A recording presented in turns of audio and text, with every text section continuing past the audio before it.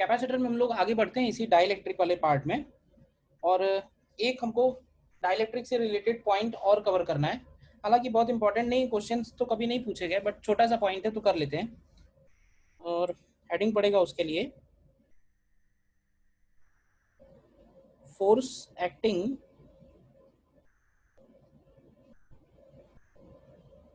on a dielectric slab while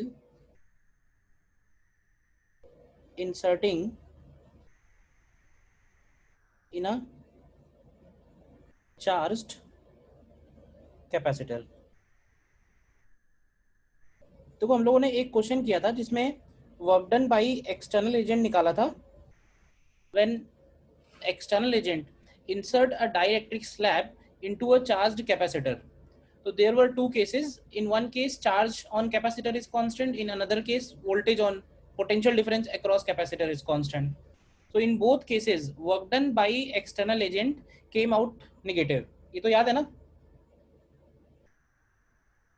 yes sir. Yes ठीक है, sir.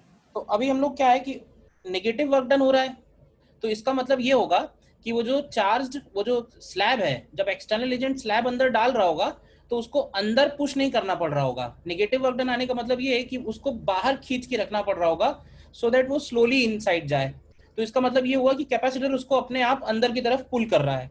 तो हम लोग उसी फोर्स को कैलकुलेट करने वाले हैं। देखो जरा ध्यान से कैसे। तो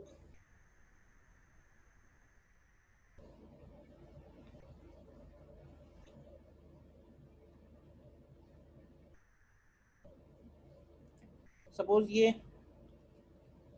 कैपेसिटर प्लेट्स हो गई, और डाइलेक्ट्रिक ले लेते हैं।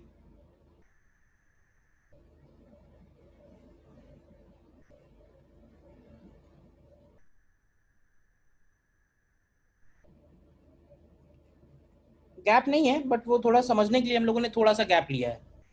और ये डाइलेक्ट्रिक हो गया विद कांस्टेंट के।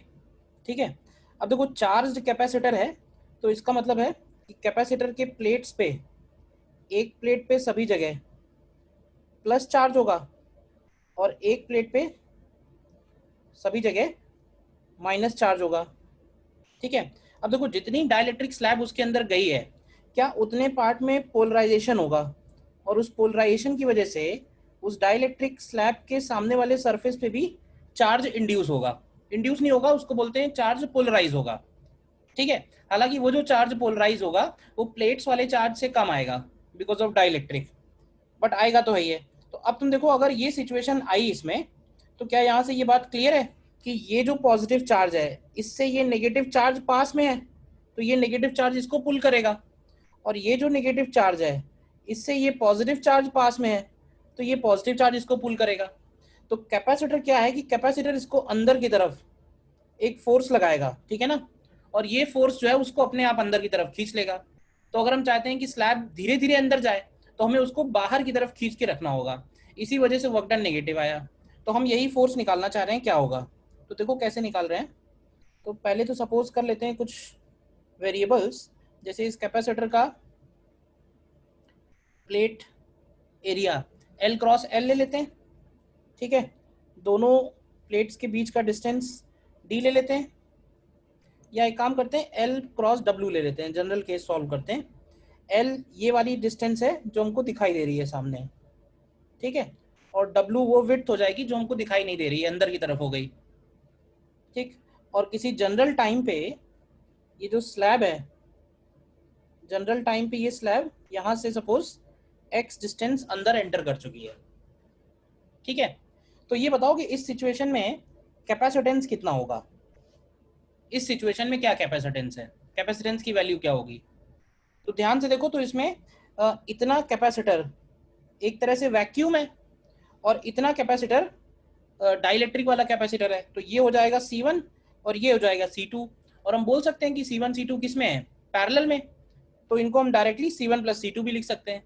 तो C1 निकालते हैं वैक्यूम के हिसाब से और C2 निकालते हैं डाइलेक्ट्रिक के हिसाब से। तो देखो क्या आएगा, C1 की वैल्यू हम लोग लिखेंगे L minus x into W epsilon naught upon D, और C2 की वैल्यू लिखेंगे विद डाइलेक्ट्रिक वाला, तो ये हो जाएगा x इंटू डब्लू इंटू के एप्सिलॉन नॉट अपॉन डी। इसमें कोई डाउट है तो बताना। तो c की वैल्यू आ जाएगी यहाँ से, देख लो इसमें कुछ कॉमन आ रहा है वो कॉमन ले लो। कॉमन आ रहा है W epsilon naught upon D, ठीक है, और अंदर बचेगा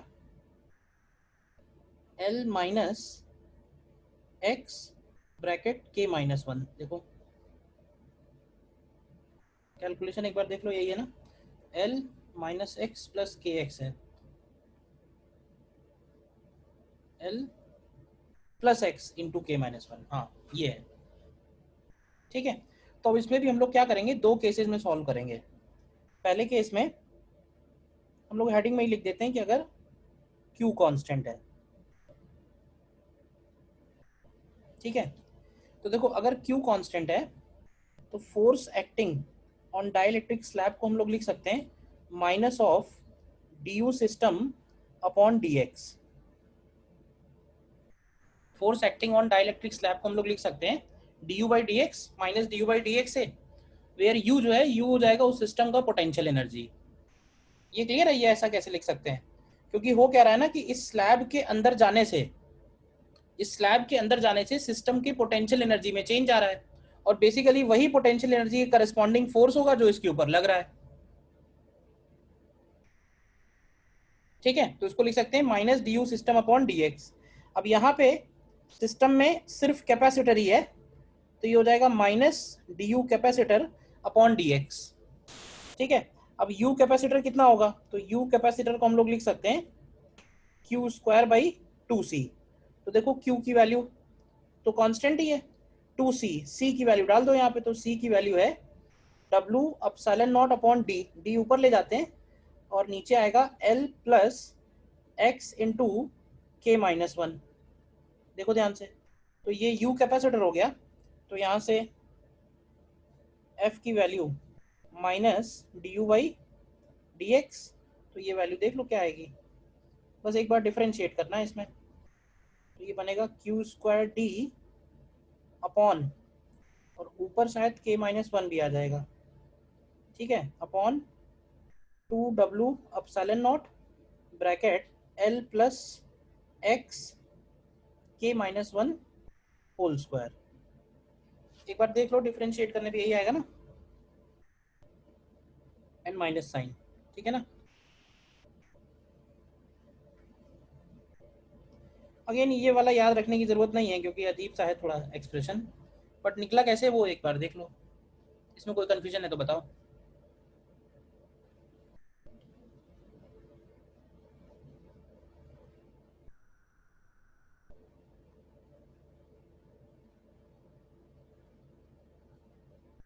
ठीक है ना। तो इसमें हम लोग देख सकते हैं कि जिस इस केस में क्या होगा, क्यू कांस्टेंट वाले केस में अलग अलग एक्स पे फोर्स की वैल्यू अलग अलग है, ठीक है ना, डिफरेंट एक्स पे फोर्स की वैल्यू भी डिफरेंट है, और इसी फोर्स को अगर हम लोग इंटीग्रेट कर दें एक्स जीरो से लेके एक्स एल के लिए, तो वो वाला वर्क डन आ जाएगा जो हम लोगों ने पहले निकाला था डब्ल्यू ई एक्स टी।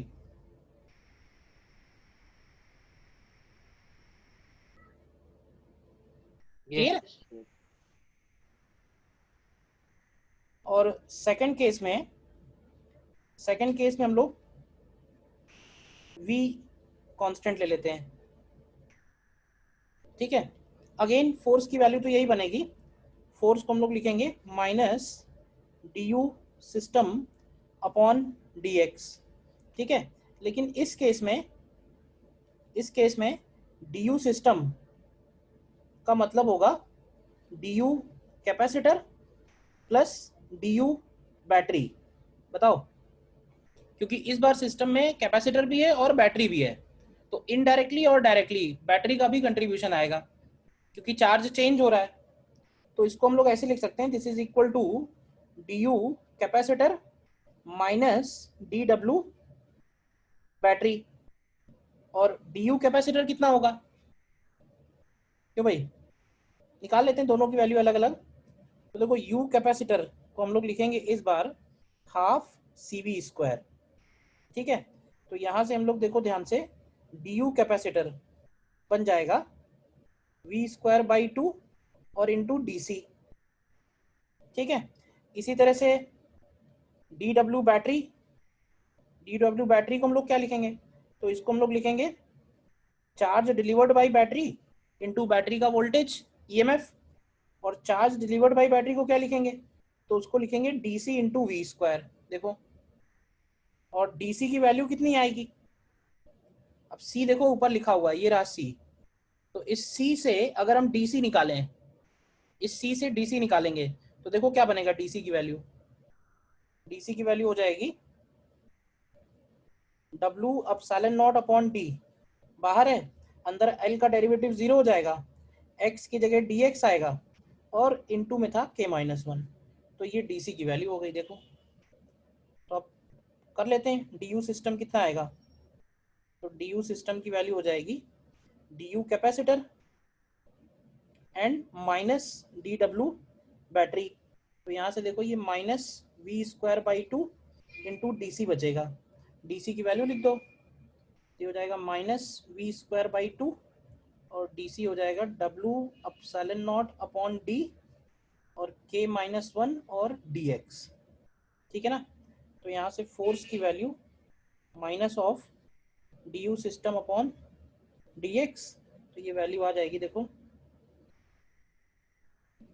के minus one W epsilon naught V square upon two D. और ये वाला जो फोर्स निकल के आया ना, इसके ऊपर जो तब भी क्वेश्चंस एक दो बनते हैं। खास बात ये आ रही है इसमें कि ये वैल्यू जो है वो कांस्टेंट आ रही है। ऊपर वाला जो फोर्स आया था वो वेरिएबल था, लेकिन ये नीचे वाला जो फोर्स आ रहा है ये कांस्टेंट आ रहा है। देखो ध्यान से,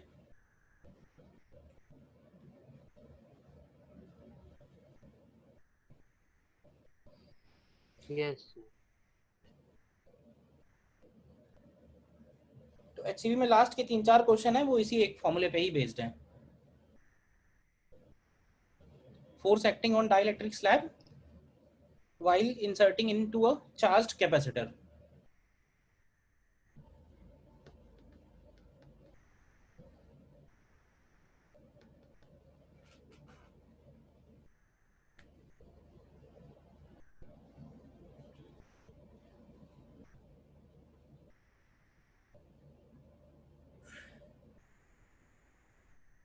ठीक है, तो डाइलेक्ट्रिक वाले पार्ट का थ्योरी पार्ट तो यहीं पे खत्म होता है। ठीक है, इसमें क्वेश्चंस एक दो कराने थे तो मैं वो देख लो पहले।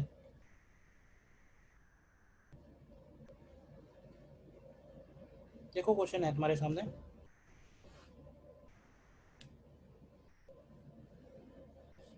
करो try.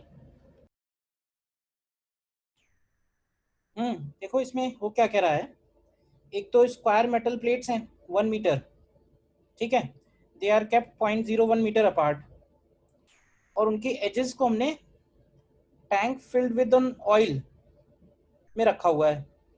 Plates are connected to battery भी गिवन है। The plates are then lowered vertically into the oil at a speed given है। तो मतलब एक तरह से ये हो रहा है कि ऑयल का जो लेवल है वो बिटवीन प्लेट्स इस रेट से इंक्रीज हो रहा है। तो सिचुएशन पहले समझ लेना क्या बनेगी। सिचुएशन इस तरह से है ये, लेट से ये ऑयल का लेवल हो गया,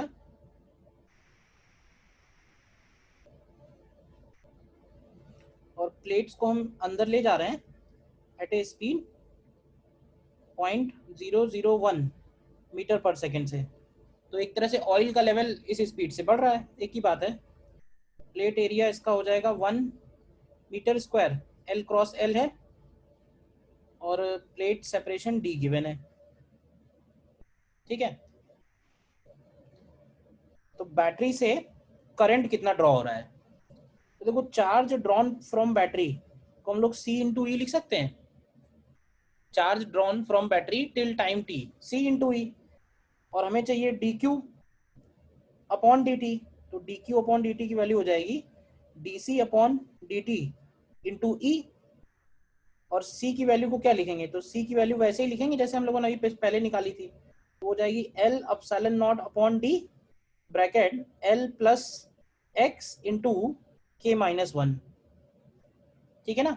तो यहाँ से D C upon D T की वैल्यू हो जाएगी L epsilon naught upon D, L का डेरिवेटिव 0 हो जाएगा, के माइनस 1 और इनटू में क्या आ जाएगा D X by D T, और D X by D T की जगह हम लोग वेलोसिटी लिख देंगे, और वो वेलोसिटी दी हुई है 0.001।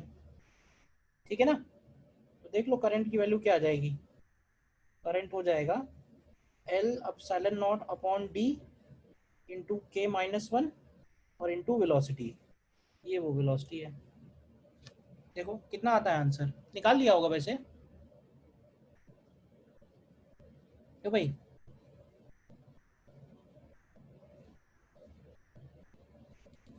कर लिया था या कोई डाउट है बताओ? और into E M F E, plates को परपेंडिकुलरली ऑयल में डिप कर रहे हैं, या फिर ऐसे बोलो कि ऑयल जो है वो प्लेट्स के बीच में इंक्रीज हो रहा है।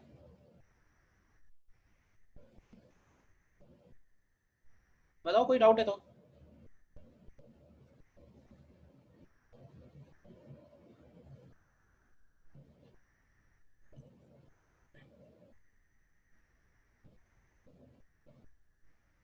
ये जनरल सिचुएशन हो गई जब सपोज कर लें कि इसमें x तक अंदर फिल हो चुका है और इसका डाइलेक्ट्रिक कांस्टेंट k है, तो ये c की वैल्यू हम लोगों ने पीछे जो थ्योरी पढ़ी उसी से उठा ली, w की जगह भी l लग दिया है।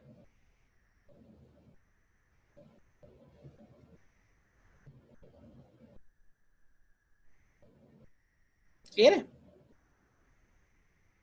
Yes, sir. ठीक है, नेक्स्ट देखो एक और क्वेश्चन है।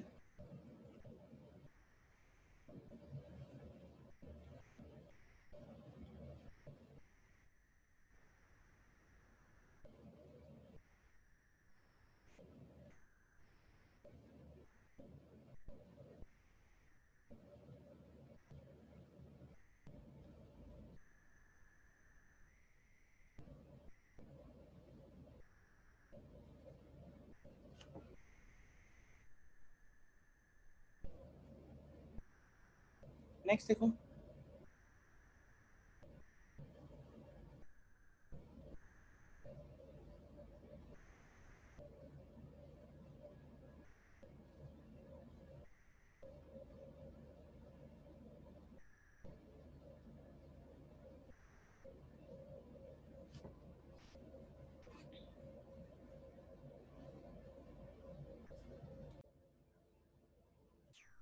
आंसर्स कुछ आए इसमें? आंसर्स जो है मेरे पास, ए पार्ट में आंसर आना चाहिए 2 नैनो फैरेड और एनर्जी की वैल्यू 12.1 माइक्रो जूल। ठीक है, Yes, sir. आ रहा है? Yes sir. और बी पार्ट का आंसर आना चाहिए 48.4 माइक्रो जूल। और थर्ड में पूछा है energy stored in the system,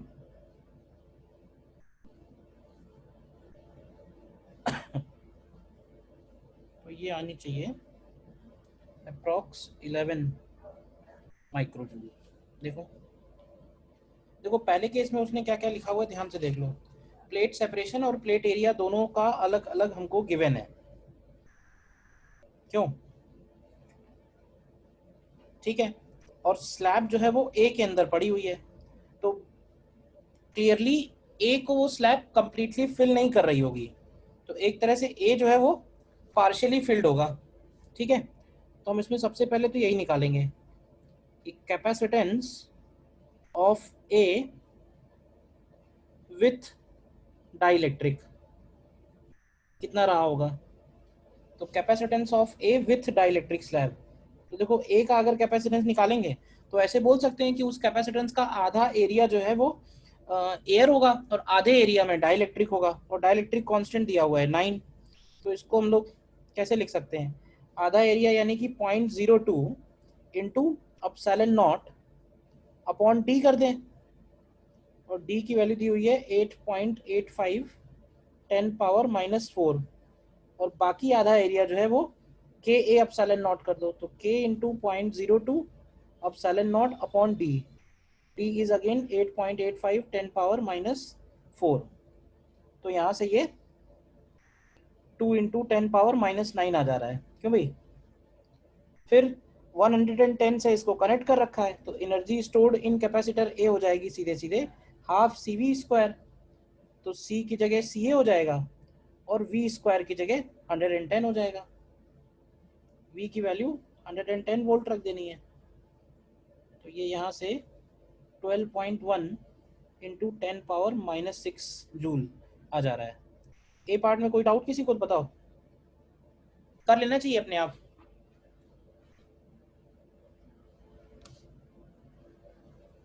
ये सरकार लिया था। फिर बी में कह रहा है battery is disconnected and the dielectric slab is removed from A. तो देखो बैटरी डिस्कनेक्टेड का मतलब ये हो गया कि charge on A will be remain constant, और अब देखो चार्ज कांस्टेंट है और हम स्लैब रिमूव कर रहे हैं, तो न्यू कैपेसिटेंस कितना आएगा उसका? न्यू कैपेसिटेंस ऑफ ए, तो न्यू कैपेसिटेंस ऑफ ए को हम लोग सी ए डैश लिख देते हैं, तो ये हो जाएगा 0.04 into epsilon naught upon D, D का मतलब हो गया 8.85 10⁻⁴, तो ये न्यू कैपेसिटेंस हो जाएगा। तो वर्क डन को हम लोग सीधे सीधे क्या डेल्टा यू कैपेसिटर लिख सकते हैं, तो ये हो जाएगा you final minus you initial, और चार्ज कांस्टेंट रहेगा, तो क्या करेंगे इसको? क्यों भाई? तो इसको लिखेंगे Q square by 2 C A dash minus Q square upon 2 C A, और सी ए की क्यू की वैल्यू क्या होगी? तो क्यू की वैल्यू हो जाएगी सी ए इंटू 110 वोल्ट्स, ठीक है ना? तो यहाँ से तुम्हें डब्ल्यू एक्सटर्नल मिल जाएगा, और उसके बाद हमने इसको कनेक्ट किया है बी से, तो देखो हमें फाइनल एनर्जी बतानी है सिस्टम का, तो हम ऐसे बोल सकते हैं कि ये जो चार्ज हम लोगों ने ए के ऊपर लिया है फाइनली दोनों कैपेसिटर पे मिला के इतना ही चार्ज होगा, तो तुम एक काम करो फाइनल कैपेसिटेंस निकालो सिस्टम का कितना होगा। तो फाइनल कैपेसिटेंस सिस्टम का होगा C A dash N plus C B. ध्यान रखना सी ए डैश जो हम लोगों ने निकाला है ये निकालना चाहिए हमको विदाउट डाइलेक्ट्रिक, और सीबी जो निकालना चाहिए वो निकालना चाहिए विथ डाइलेक्ट्रिक, क्योंकि अब स्लैब हमने सी में डाल दिया है, बी में डाल दिया है, तो ये देख लो कितना आएगा, तो ये कैलकुलेट कर लो, और उसके बाद सिस्टम का एनर्जी निकालना है, तो यू सिस्टम का वैल्यू सीधे सीधे क्यू स्क्वायर अपॉन 2 सी सिस्टम लिख देना, सर्किट सॉल्व करने की जरूरत नहीं है। आ रहे हैं आंसर्स जो दिए मैंने?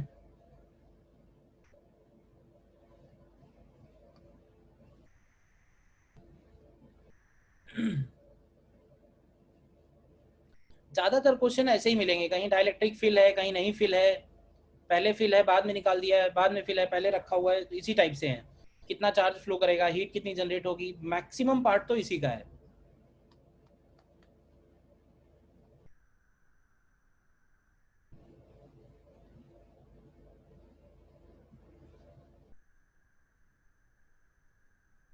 क्लियर है क्वेश्चन? Yes yes. ठीक है, तो अब हम लोग फिर इसके बाद आगे बढ़ते हैं, और कैपेसिटर में एक लास्ट पोर्शन बचा हुआ है which is very very important, और उसको हम लोग बोलते हैं आरसी सर्किट्स। ठीक है, बहुत इंपॉर्टेंट है, कई बार क्वेश्चंस आ चुके हैं, अक्सर ही क्वेश्चन आते हैं, मतलब करंट और कैपेसिटर दोनों चैप्टर इंपॉर्टेंट हैं, तो उस हिसाब से ये आरसी सर्किट बहुत इंपॉर्टेंट है, क्योंकि इसमें करंट के भी कुछ कॉन्सेप्ट्स यूज होते हैं और कैपेसिटर वाले चैप्टर के भी। अच्छा, आरसी सर्किट हम किसको बोल रहे हैं? तो कोई भी सर्किट देखा जाए तो प्रैक्टिकली सारे के सारे जो कैपेसिटर वाले सर्किट हैं वो आरसी सर्किट्स ही हैं, लेकिन क्या था कि अभी तक हमने जितने भी सर्किट देखे उसमें हम लोगों ने रेजिस्टेंस नहीं लिया, या वायर का रेजिस्टेंस निग्लिजिबल था, तो उसमें चार्जिंग में उसको कोई टाइम नहीं लगा। लेकिन अगर हम उसी वायर में कोई हैवी रेजिस्टेंस लगाएंगे तो हम लोग देखेंगे कि जो एनालिसिस होगी उससे ये पता चलेगा कि कैपेसिटर का जो चार्जिंग टाइम है वो डिले हो जाएगा। मतलब कैपेसिटर को कंप्लीटली चार्ज होने में कितना टाइम लगता है, तो वो टाइम डिपेंड करेगा उस सर्किट के रेजिस्टेंस पे। अगर हमने सिंपल वायर लिए विद नेग्लिजिबल रेजिस्टेंस तो the process is almost instantaneous. लेकिन अगर हमने कोई हैवी रेजिस्टेंस लगा रखा है उसके साथ में तो उसका चार्जिंग टाइम डिले होगा। और इसी की जो पूरी की पूरी स्टडी है कि चार्ज कौन से टाइम पे कितना चार्ज है, पहले ज़्यादा चार्ज हो रहा है या बाद में ज़्यादा चार्ज हो रहा है, हीट पहले ज़्यादा जनरेट हो रही है या बाद में ज़्यादा जनरेट हो रही है, तो वो सारी की सारी एनालिसिस हमको इस हेडिंग में करनी है। ठीक है ना। तो आरसी सर्किट्स को हम लोग दो पार्ट में डिवाइड करते हैं। ठीक है, एक पार्ट जिसमें हम लोग बोलते हैं first part which is called charging of capacitor. मतलब अगर आरसी सर्किट का क्वेश्चन है तो दो में से कोई एक कैटेगरी होगी, या तो उस पर्टिकुलर प्रॉब्लम में कैपेसिटर चार्ज हो रहा होगा, चार्ज हो रहा का मतलब है कि उसके ऊपर चार्ज इंक्रीज हो रहा होगा या फिर चार्ज डिक्रीज हो रहा होगा और इट में बी अ कॉम्बिनेशन। तो फिर वो मिसलेनियस कैटेगरी हो गई कि कोई एक चार्ज हो रहा है कोई एक डिस्चार्ज हो रहा है। बट बेसिकली दो ही टाइप हैं, एक कैपेसिटर की रिस्पेक्ट में बात करेंगे तो दो ही टाइप हैं। तो आरसी सर्किट में हम लोग जो भी कॉन्सेप्ट स्टडी करने वाले हैं वो तो एक सिंपल सर्किट के लिए करने वाले हैं। ठीक है ना। तो आरसी सर्किट के लिए जो सबसे सिंपल केस है वो देखते हैं। तो एक रेजिस्टेंस है, एक कैपेसिटर है, ठीक है, और battery.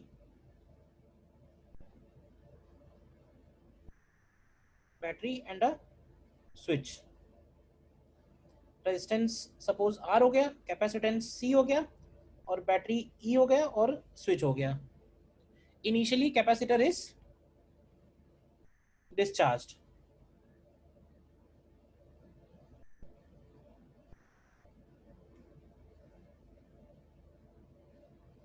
Initially capacitor is completely discharged. ठीक है। अब देखो हम ये स्विच क्लोज कर रहे हैं t इक्वल टू 0 पे। ठीक है। और जैसे ही हम ये स्विच क्लोज करेंगे इस सर्किट में करंट और चार्ज फ्लो होना शुरू हो जाएगा। तो हम लोग एज्यूम कर लेते हैं कि लेट से time t equal to T तक इसमें q चार्ज फ्लो हो चुका है। देखो मैंने कहा ना कि कैपेसिटर के सर्किट हमेशा पास्ट टेंस में चलेंगे। तो till t equal to T q charge has already flown in the circuit and in next dt time dq charge will flow. तो इन नेक्स्ट dt टाइम जो चार्ज फ्लो होगा that will constitute current dq by dt। ठीक है। तो इसको लिख भी देता हूं यहाँ पे कि till t equal to T q charge has flown in the circuit and in next dt time dq charge will flow, hence I को क्या हम लोग लिख सकते हैं dq बाई dt। ठीक है। अब देखो जितना चार्ज फ्लो हो चुका होगा वो चार्ज इस कैपेसिटर पे आ चुका होगा, तो plus Q minus Q charge इस कैपेसिटर पे आ जाएगा और उस वक्त करंट भी होगा सर्किट में आई। मैंने कहा ना कि चार्जिंग डिले हो रही है, तो अभी क्या है कि चार्ज हो जा रहा है, तो चार्ज जा रहा है तो करंट है सर्किट में। नॉर्मली इसके पहले क्या था, जब रेजिस्टेंस नहीं था सर्किट में तो हम लोग यही बोलते थे कि कैपेसिटर को चार्ज होने में कुछ भी टाइम नहीं लगेगा, इधर स्विच क्लोज किया उधर कैपेसिटर चार्ज हो गया। तो अभी बताओ कि इस सर्किट में अगर हम लोग केवीएल लगाएं तो क्या इक्वेशन आएगी। बैटरी के नीचे से, बैटरी के राइट साइड से चलना शुरू करते हैं इस डायरेक्शन में। क्यों भाई, तो पहले जैसे लगाते हैं केवीएल वही करेंगे। तो क्या लिखेंगे इक्वेशन बताओ। तो बनेगा माइनस ई, बैटरी के राइट साइड से आएंगे तो पहले कौन सा टर्मिनल पड़ रहा है, इधर से चलेंगे तो पहले नेगेटिव टर्मिनल, नेगेटिव आया तो माइनस ई लिख दिया। फिर रेजिस्टेंस पे पहुंचेंगे तो रेजिस्टेंस पे छूता है आई आर। अब प्लस आई आर लेंगे या माइनस आई आर, तो इस केस में बनेगा प्लस आई आर, देखो ध्यान से। और कैपेसिटर की जो भी प्लेट पहले पड़ेगी तो पहले प्लस पड़ रही है तो ये हो जाएगा plus Q by C equal to 0। देख लो ध्यान से। ठीक है। तो इसको थोड़ा आगे सॉल्व करते हैं। इसमें आई को लिख देते हैं D Q by D T, तो आई आर एक तरफ रखते हैं और ई माइनस क्यू बाई सी उधर भेज देते हैं, तो इसको हम लोग सी ई माइनस क्यू अपॉन सी लिख देते हैं। तो चार्ज वाले टर्म्स जो हैं वो क्यू के साथ ले आओ, डी क्यू के साथ, तो ये हो जाएगा सी ई माइनस क्यू और डी टी और कांस्टेंट टर्म उधर ले जाओ, इंटीग्रेट करेंगे तो t इक्वल टू 0 पे q का वैल्यू 0 रहा, मतलब स्विच क्लोज करने से जस्ट पहले चार्ज फ्लोन क्या था, 0 था, और t इक्वल टू टी पे चार्ज फ्लोन की वैल्यू q है। तो यहाँ से तुम q निकालोगे तो तुमको q का वैल्यू मिलेगा C E bracket 1 minus E to the power minus T by R C. देखो यहाँ तक,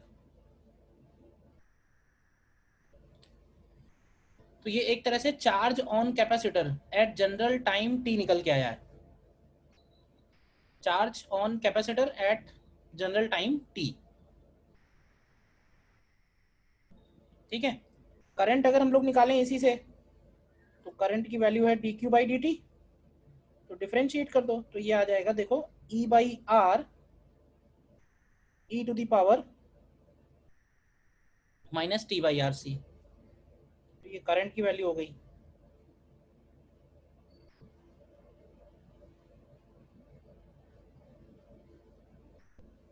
देखो charge on capacitor and current in the circuit, दोनों का हमको टाइम के साथ फंक्शन मिल गया सीधे सीधे। ठीक है, नीचे नोट करके लिखते हैं फिर इसमें जो और भी पॉइंट है। फर्स्ट पॉइंट में तो एक ग्राफ बना सकते हैं, graph between charge versus time and current versus time. तो भाई तो कैसा करवाएगा, चार्ज वर्सेस टाइम के लिए तुम देखोगे तो चार्ज क्या है कि charge after a long time it will become constant equal to C E. तो चार्ज का जो फंक्शन है वो इस तरह का आएगा, देखो ध्यान से, स्टार्ट हो रहा है 0 से, ये 1 minus E to the power minus X का ग्राफ हो जाएगा इस तरह से। उस फंक्शन को अगर तुम देखोगे ध्यान से कि t टेंडिंग टू 0 पे q की वैल्यू 0 है, लेकिन t टेंडिंग टू इन्फिनिटी पे q की वैल्यू ce के इक्वल है, तो q ce के इक्वल हो जाएगा, ये तो हमको पहले से ही मालूम था भाई। कैपेसिटर जब फुल्ली चार्ज होगा तो उसके ऊपर चार्ज की वैल्यू क्या बनेगी, ce, तो वो यही इस फंक्शन से भी निकल के आ रही है, चेक करो तो।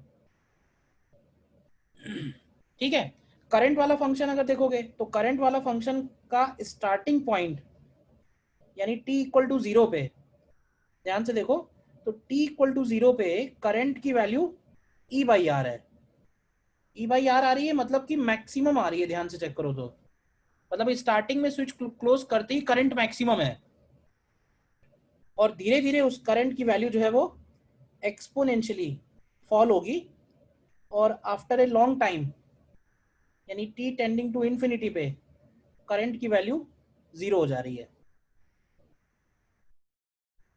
तो वो 0 इसलिए भी हो जा रही है क्योंकि कैपेसिटर फुल्ली चार्ज हो चुका है, और जब कैपेसिटर फुल्ली चार्ज हो जाएगा तो कैपेसिटर के अक्रॉस वोल्टेज और बैटरी के अक्रॉस वोल्टेज मैच हो गया, तो जब मैच हो गया तो बीच में कोई करंट नहीं, पोटेंशियोमीटर की तरह कैपेसिटर के अक्रॉस वोल्टेज भी ई हो गया है, बैटरी का भी ई है, तो करंट क्यों फ्लो करेगी, करंट तभी तक फ्लो कर रही है जब तक पोटेंशियल डिफरेंस है, कैपेसिटर कंप्लीटली चार्ज नहीं है।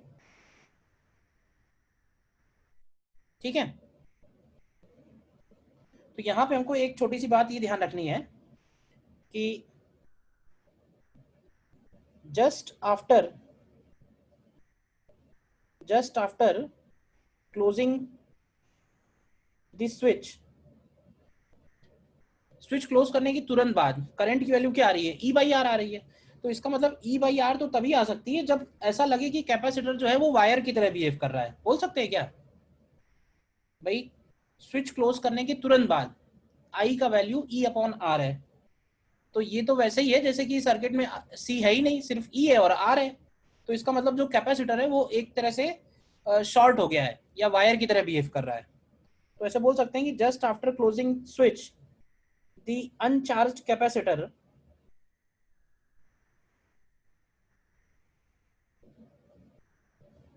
Behaves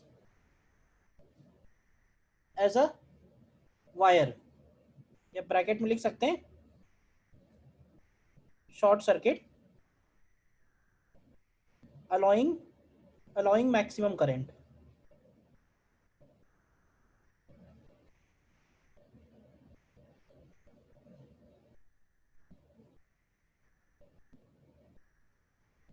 Through it, or long time after, when capacitor is fully charged,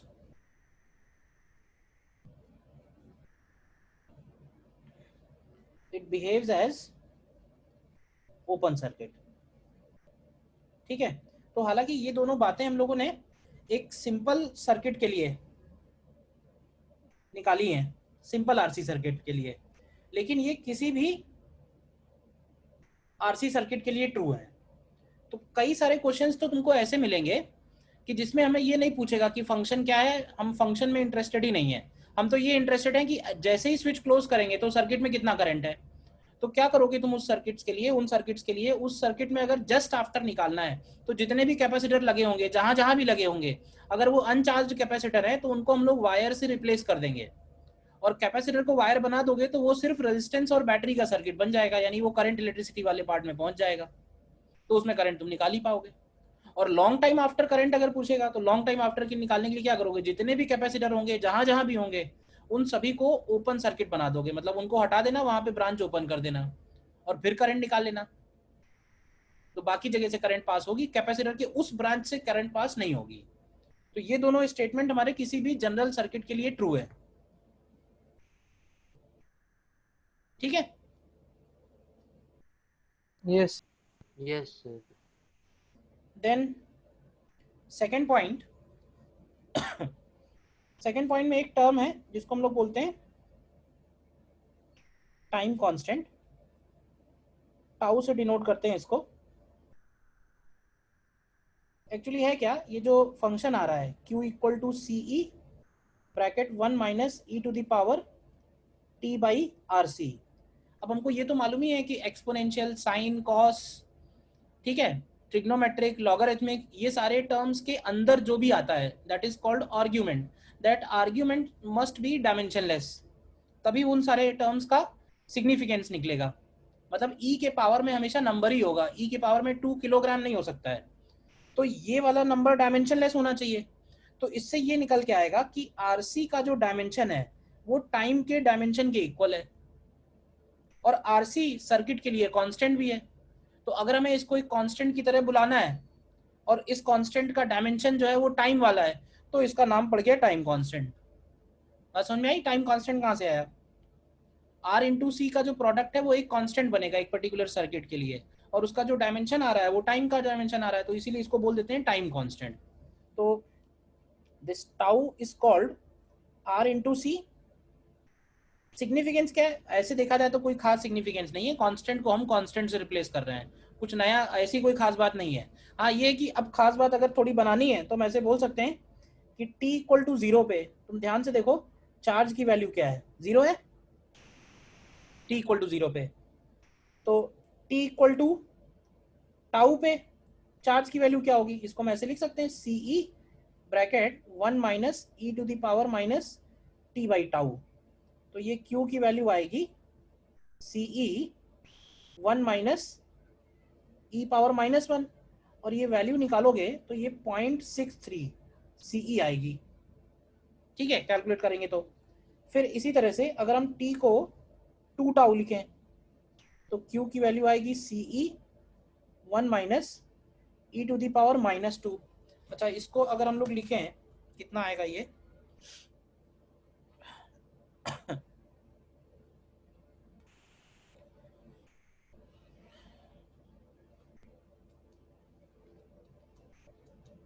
तो ये आता है अप्रोक्सीमेटली 0.86 CE के आसपास, ठीक है। और ये जो 0.86 CE आया है निकल के, अगर हम इसको स्प्लिट करें तो इसको लिख सकते हैं 0.63 CE प्लस 0.63 टाइम्स 0.37 CE। तुम करके देख लो चाहो तो।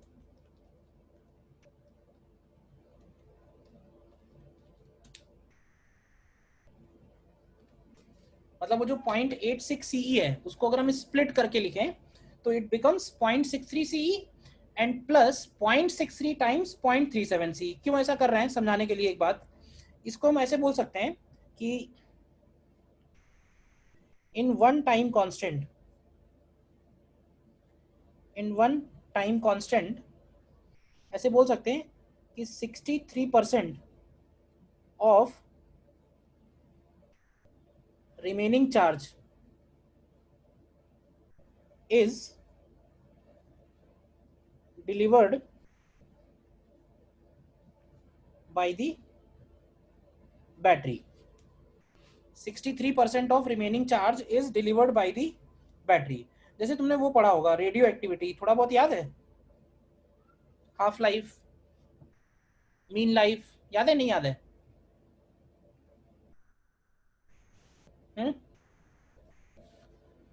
तो रेडियो एक्टिविटी जो फिनोमेना है वो भी नेचुरल डिके है, और ये जो चार्जिंग ऑफ कैपेसिटर है ये भी नेचुरल चेंज है। मतलब जो ग्राफ है, जो फंक्शन है यहाँ पे, वो ई का फंक्शन आ रहा है, E power X, and E power X जो है वो नेचुरल फंक्शन है। तो इस फंक्शन की खास बात ये होती है कि सेम अमाउंट ऑफ टाइम में जो चेंज आएगा वैल्यू में वो सेम चेंज आएगा। जैसे हम लोगों ने हाफ लाइफ पढ़ी है रेडियो एक्टिविटी में, तो हाफ लाइफ का yes, मतलब है कि जैसे अगर हाफ लाइफ किसी न्यूक्लियाई की 1 घंटा है, 1 घंटा है किसी की, तो इसका मतलब होगा कि in every 1 hour it will decay by 50%। मतलब अगर शुरू में 100 है तो 1 घंटे बाद 50 हो जाएंगे, और 1 घंटे बाद 25 हो जाएंगे, और 1 घंटे बाद 12.5% बचेंगे। तो सेम अमाउंट ऑफ टाइम, मतलब अगर हम 1 घंटा फिक्स रख रहे हैं तो चेंज सेम आ रहा है। तो वैसे ही ये जो टाइम है ये भी एक तरह से हाफ लाइफ जैसे ही है, बट ये हाफ नहीं है, ये 63% है। तो हम ऐसे बोल सकते हैं in every time constant 63% of remaining charge is delivered by the battery. मतलब ये जब शुरू में t इक्वल टू 0 था, ध्यान से देखना, जब 0 था तो q की वैल्यू 0 है, यानी रिमेनिंग चार्ज कितना बैटरी से आना है, तो बैटरी से कितना आना बाकी है, तो पूरा का पूरा CE बाकी है। तो पहले टाइम कांस्टेंट में कितना चार्ज आएगा, तो CE का 63% आएगा, ठीक है। अब ऐसे देखो कि 63% ऑफ CE आ चुका है ऑलरेडी, तो बचा कितना है, तो बचा है 0.37 CE।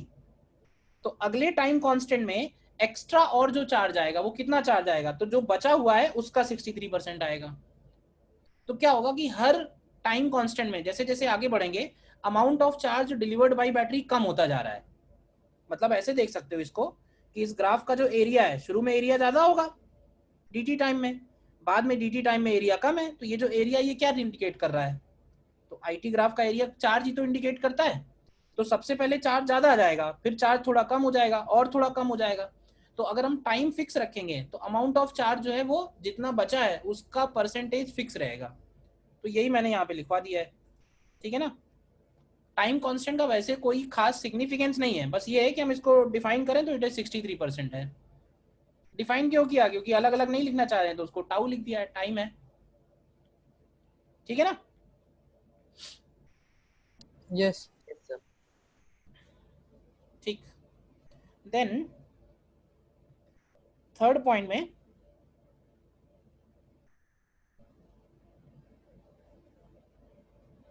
Power loss in resistance. अगर हमें रेजिस्टेंस में पावर लॉस निकालना है सर्किट में तो क्या होगा, तो देखो पावर लॉस इन रेजिस्टेंस हम लोग निकाल सकते हैं। पावर लॉस को सीधे सीधे क्या लिख सकते हैं, I²R।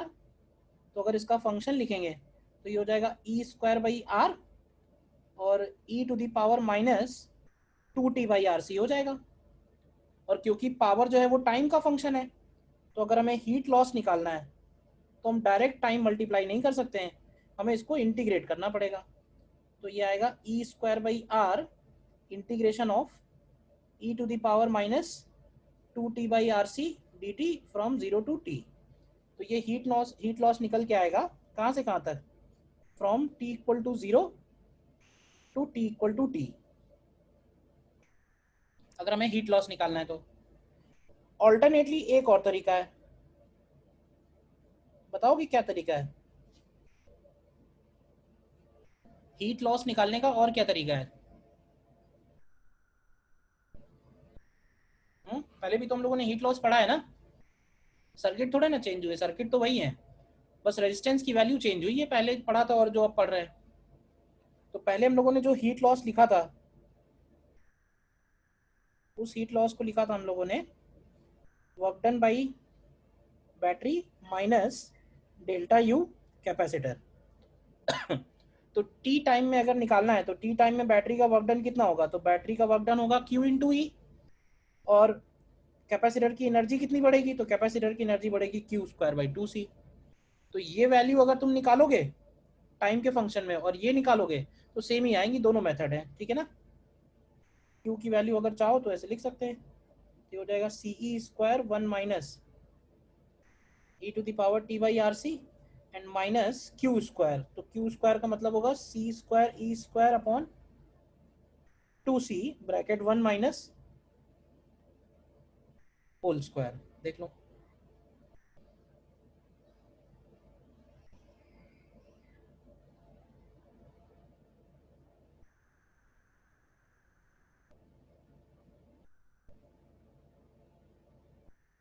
ठीक है।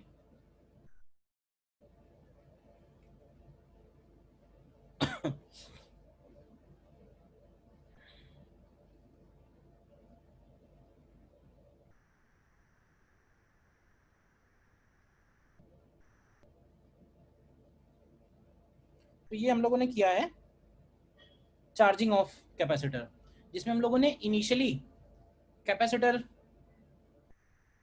इनिशियली कैपेसिटर हम लोगों ने अनचार्ज लिया था, और धीरे धीरे उसके ऊपर चार्ज इंक्रीज हो रहा है, ठीक है। चार्ज कैसे इंक्रीज हो रहा है, उसके लिए सीधे सीधे केवीएल लगाया, केवीएल को इंटीग्रेट करके हमें क्यू मिल गया। फर्स्ट पॉइंट में मैंने देखो ये बोला है कि ये जो क्यू है ये इसका ग्राफ हो गया, ये जो आई है ये इसका ग्राफ हो गया। एक्सप्लेन मैंने ये किया था कि जैसे ही हम स्विच क्लोज कर रहे हैं यानी कि t इक्वल टू 0 पे, तो हमें ये फंक्शन ही बता रहा है कि t इक्वल टू 0 पे करंट की वैल्यू E बाई आर है, और करंट E बाई आर आ रहा है अगर, तो इसका मतलब ये हुआ कि जैसे कैपेसिटर तो है ही नहीं सर्किट में, सिर्फ रेजिस्टेंस है और बैटरी है। तो हमने क्या किया, तो यही बोल दिया कि uncharged capacitor behaves as a wire that is short circuit allowing maximum current through it. लेकिन ये बात ट्रू है सिर्फ just after closing the switch, switch close करने की तुरंत बाद, ठीक है ना, क्योंकि और थोड़ी देर बाद तो चेंज हो जा रहा है function. At T equal to 0 current is E by R. और इसी तरह से जब कैपेसिटर कंप्लीटली चार्ज हो जा रहा है, जब कैपेसिटर का चार्ज सीई पहुंच रहा है, तो करंट इन दी सर्किट 0 पहुंच रही है, तो इसका मतलब फिर कोई भी चार्ज फ्लो नहीं हो रहा है। तो नहीं फ्लो हो रहा है ऐसा तभी हो सकता है जब कैपेसिटर वाली जो ब्रांच है वो ओपन सर्किट की तरह बिहेव कर रही है, ठीक है। फर्स्ट पॉइंट जिसने पूछा है,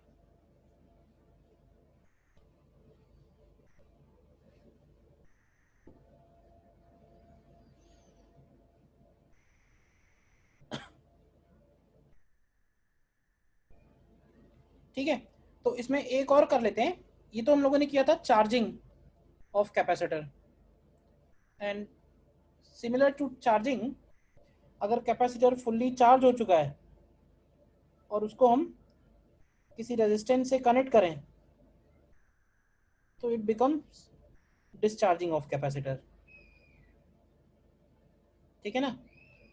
मतलब कॉन्सेप्ट वाइज कोई फर्क नहीं है, पहले जो फंक्शन इंक्रीजिंग था बाद में वो ऐसे ही फंक्शन वो डिक्रीजिंग आएगा, बट हाँ करके देख लेते हैं एक बार कैसे आएगा।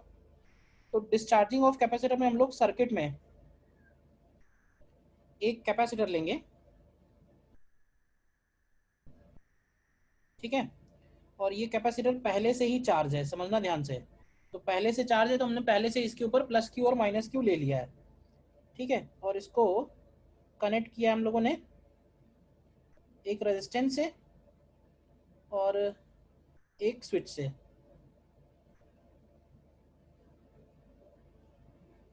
देखो ध्यान से, this situation is at T equal to zero, और टी इक्वल टू जीरो पे हमने ये वाला स्विच क्लोज किया है।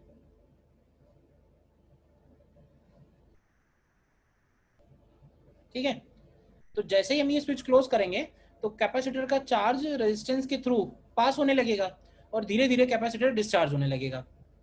तो हमें उसका डिस्चार्जिंग ही स्टडी करना है। तो ये सिचुएशन जो बनाई है मैंने, ये तो बनाई है टी इक्वल टू जीरो की। तो सपोज अगर हम इसको थोड़ी सी देर के बाद ऑब्जर्व करें, तो लेट से हम बोलते हैं कि टी इक्वल टू टी पे क्या होगा। तो देखो हम लोग एज्यूम कर लेते हैं कि टी इक्वल टू टी तक कितना चार्ज सर्किट में फ्लो हो चुका है। तो ये वैसे ही एज्यूम कर रहे हैं कि क्यू चार्ज ऑलरेडी फ्लो हो चुका है। ठीक है, और in next D T time D Q charge और फ्लो होगा। तो डी क्यू चार्ज और फ्लो होगा तो आई करंट होगा सर्किट में। तो मुझे बताओगे कि कैपेसिटर पे चार्ज बचेगा कितना? क्यों भाई, कैपिटल क्यू में से स्मॉल क्यू निकल चुका है, तो अब बचा कितना इसके ऊपर? तो बचा इसके ऊपर capital Q minus small Q, और इस प्लेट पे उतना ही माइनस। देखो ये सिचुएशन है, और करंट को हम लोग अभी भी D Q by D T लिख सकते हैं। तो अगेन इसमें केवीएल लगाओ, क्या मिलेगा यूजिंग केवीएल? देखो ध्यान से, तो रेजिस्टेंस की डायरेक्शन में चलेंगे करंट की डायरेक्शन में तो प्लस आई आर, और कैपेसिटर पे पहुंचेंगे तो नेगेटिव प्लेट पहले पड़ेगी। तो Q minus Q by C equal to zero. देखो, तो यहाँ से इसको लिख सकते हैं D Q by D T into R is equal to capital Q minus small Q upon C. तो यहाँ से D Q upon Q minus Q, Q और डी क्यू वाले टर्म एक तरफ, और डी टी और कांस्टेंट टर्म दूसरी तरफ। अब जरा मुझे ये बताओ कि t इक्वल टू जीरो पे स्मॉल क्यू की क्या वैल्यू है?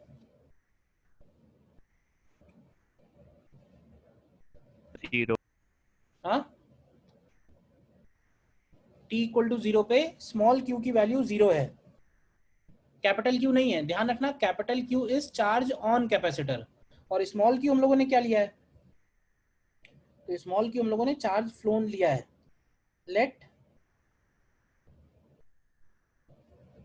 Late till t equal to T Q charge has flown in the circuit. ठीक है, और in next D T time D Q charge flows. तो हम लोगों ने जो क्यू एज्यूम किया है वो चार्ज ऑन कैपेसिटर नहीं एज्यूम किया है, चार्ज फ्लोन एज्यूम किया है, इसलिए वो जीरो से ही स्टार्ट होगा। तो जीरो से टी, जीरो से क्यू, तो यहाँ से स्मॉल क्यू की वैल्यू आ जाएगी capital Q one minus E to the power T by R C. तो तुम ध्यान से देखो, तो क्या चार्ज फ्लोन का फंक्शन तो सेम ही आ रहा है नहीं है? बट इस केस में हमसे चार्ज फ्लोन की बजाय चार्ज ऑन कैपेसिटर ज़्यादा इंपॉर्टेंट होता है। तो अगर हम लोग लिखना चाहें चार्ज ऑन कैपेसिटर, तो चार्ज ऑन कैपेसिटर की वैल्यू बनेगी capital Q minus small Q, और ये आएगा Q E to the power minus T by R C. इसको हम लोग क्यू सी लिख देते हैं, ठीक है ना? क्यू सी का मतलब है चार्ज ऑन कैपेसिटर, ध्यान रखना। तो charge on capacitor exponentially decrease हो रहा है, और करंट इन दी सर्किट लिखना होगा, तो आएगा D Q by D T. तो ये आएगा Q upon R C E to the power minus T by R C.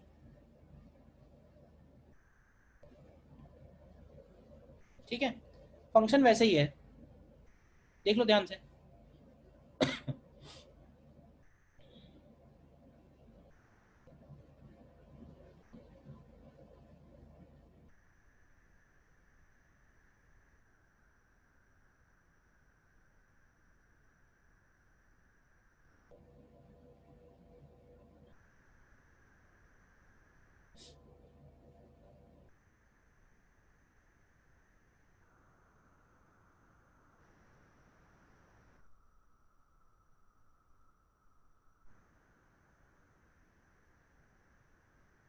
ठीक है ना। यहाँ भी आरसी को हम लोग टाइम कांस्टेंट बोल सकते हैं, वैसे ही सिग्निफिकेंस आएगा। वहाँ पे चार्जिंग के हिसाब से डिफाइन किया था, यहाँ डिस्चार्जिंग के हिसाब से डिफाइन कर देंगे। ग्राफ अगर देखोगे तो charge on capacitor versus time and current in the circuit, देख लो कैसा बनेगा। Charge on capacitor capital Q से एक्सपोनेंशियली डिक्रीज होगा,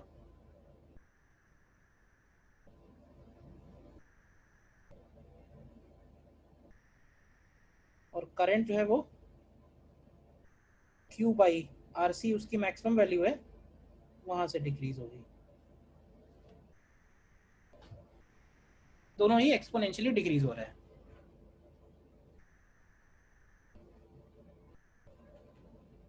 ठीक है ना। Yes, sir. At T equal to zero current की वैल्यू सर्किट में कितनी है, क्यू बाई आर सी, तो इसको हम ऐसे बोल सकते हैं Q by C divided by R, ठीक है ना। मतलब वो जो एक कॉन्सेप्ट मैंने बताया था ना कि चार्ज कैपेसिटर जो है वो बैटरी की तरह बिहेव करता है, तो वो यहीं से बताया था।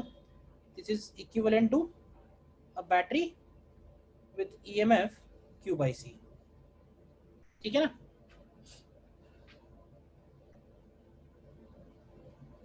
करंट की value Q by R C है, तो इसका मतलब ई बाई आर है एक तरह से, तो ई की वैल्यू क्या आ जाएगी, क्यू बाई सी।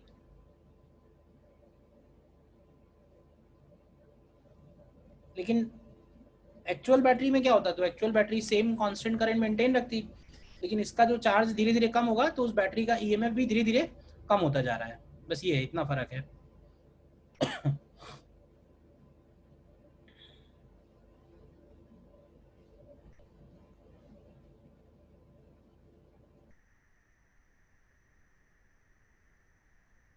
ठीक है।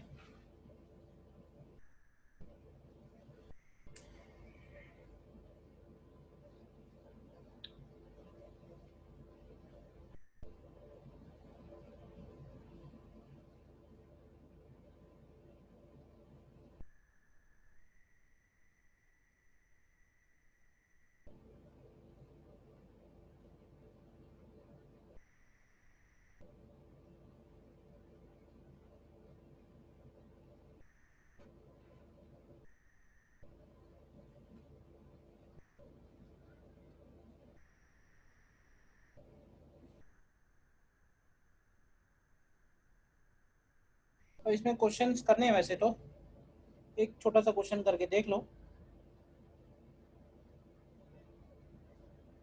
इन अ charging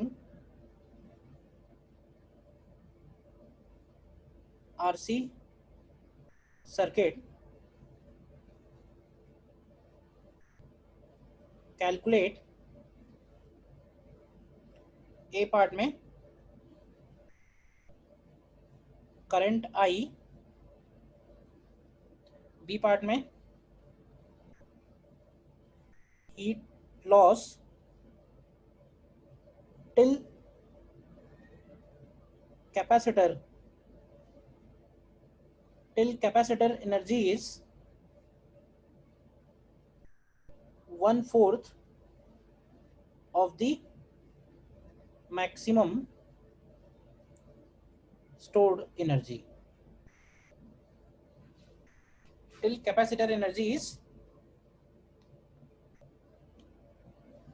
current I and heat loss हमको बताना है, till capacitor energy is 1/4 of the maximum stored energy। Answer variables के टर्म्स में ही आएंगे, सी ई आर,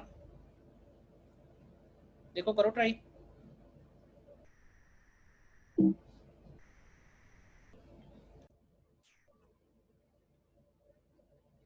देखो कैपेसिटर का एनर्जी मैक्सिमम कितना हो सकता है चार्जिंग वाले सर्किट में, तो मैक्सिमम हो सकता है हाफ सीई स्क्वायर।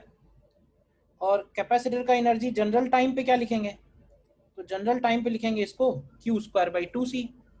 तो हमसे ये पूछा है कि ये क्यू स्क्वायर बाई टू सी 1/4 ऑफ मैक्सिमम एनर्जी कब हो जाएगा। देखो तो यहां से तुम्हें क्यू की वैल्यू क्या मिलेगी बताओ, Q की वैल्यू CE/2 मिलेगी।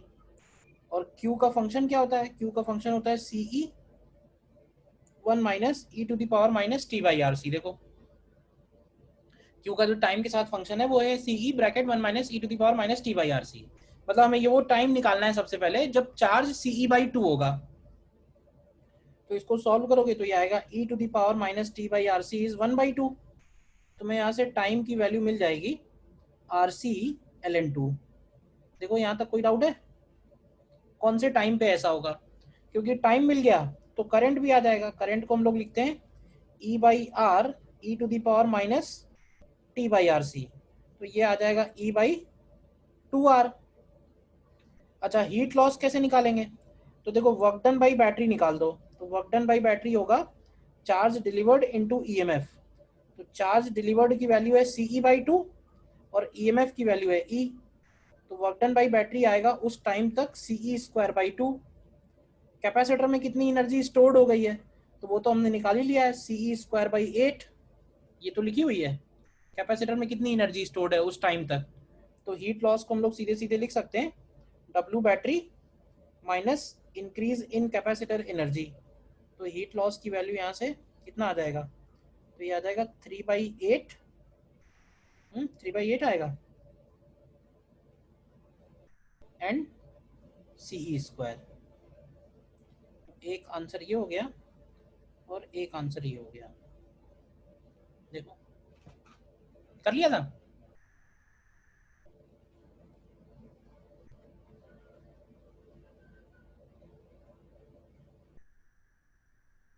ठीक है, यस सर। तो अभी इसमें क्वेश्चंस करने हैं हम लोगों को थोड़े से। तो चलो फिर नेक्स्ट आगे नेक्स्ट लेक्चर में करेंगे।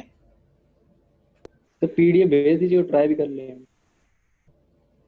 ठीक है, बट अभी थोड़ा बताना भी है ना उसमें, ठीक है ना।